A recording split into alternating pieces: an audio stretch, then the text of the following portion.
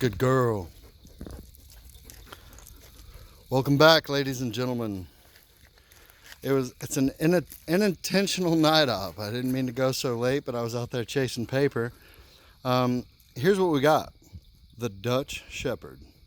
Beautiful creature, wonderful animal, fantastic dog. I want to talk a little bit about it, if you will. Give me a moment of your time. Here we are. So the Dutch Shepard.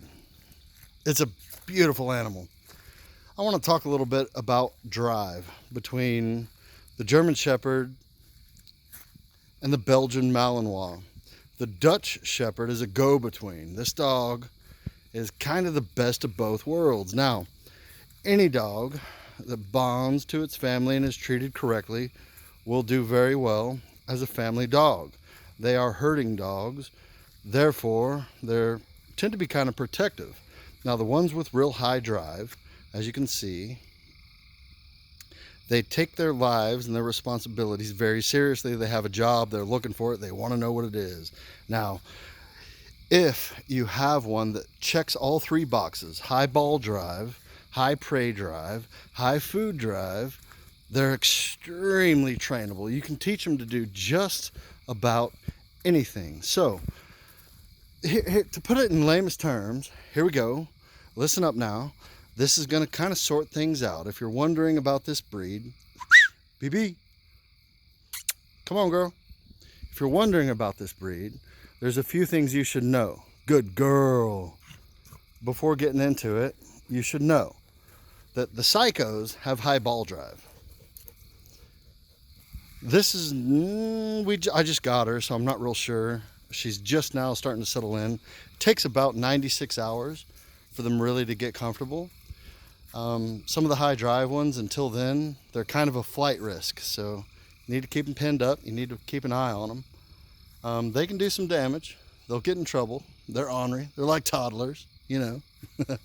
So what you need to know is the German Shepherd, whether or not they have real high drive in all three categories or not, if you take a ball and you throw it off a cliff, the German Shepherd will run full tilt, balls out, until he gets to the edge. He or she gets to the edge. And then they'll lock it up. They'll put the brakes on and they will not go over the edge. On the other hand, a high drive Belgian Malinois won't even see the edge. They'll leap right off. That's why they make really good dock diving dogs, and that's why they're highly sought after for military and police dogs, apprehension dogs, kill dogs, whatever.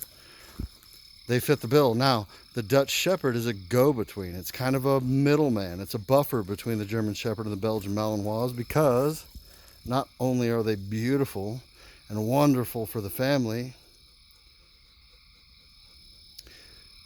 they're the best of both worlds, as I said. So, keep this in mind. All dogs have the potential to really do a lot of good work.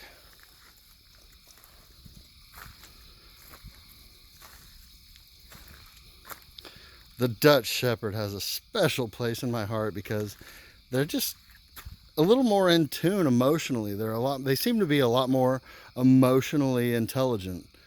And they, as well they should, being intelligent emotionally, they have a lot more, how do I say, kind of intellectual discipline. They know what to do and they know what not to do.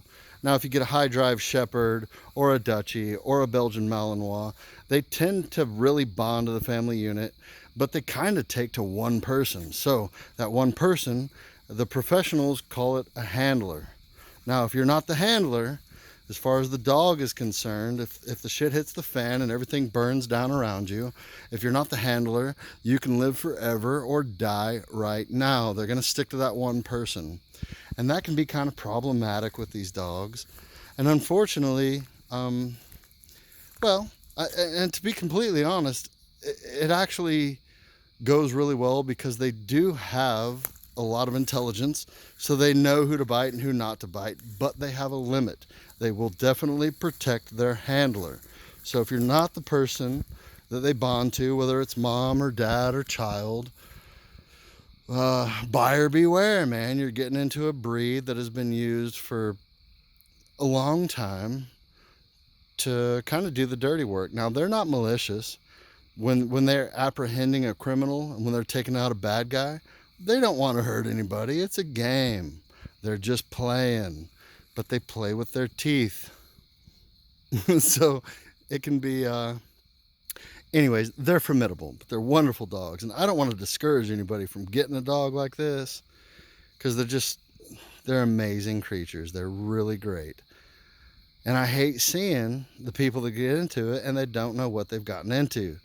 So, with that being said, hopefully that kind of gives you a little more insight to this breed, because German Shepherds, Dutch Shepherds, and Belgian Malinois, they're all of the same genus. They're all basically German Shepherds. They're herding dogs, and they know how to do their job. It's instinctive. It's in their bloodline. They're born and bred to do this. Now, you can get really low drive ones. You can get couch potato ones that want to hang out and snuggle. But, however, they do have an instinctive drive. Okay, so you ladies out there, you want to get a German Shepherd and it's a sweetheart? Well, if somebody comes at you wrong, you might see a different side of that dog. That's why you got it. So, for all of you people that are not willing to train and purchase one of the great equalizers, as we call your second amendment right here in America, there is an alternative. And not only do you gain a protector, you gain a family member, and you really need to think about it as such. Sometimes they're not easy, but they love you and they need you. So, here's another cattle dog right here. It's a whole nother story. Anyways, guys, I hope that helps. Thank you for tuning in. Stay vigilant. Stay salty. Love you, mean it. BB. Good girl. Little ninja. You sweetheart. Look at her. Good girl. Baby. All right, guys. Sweet dreams.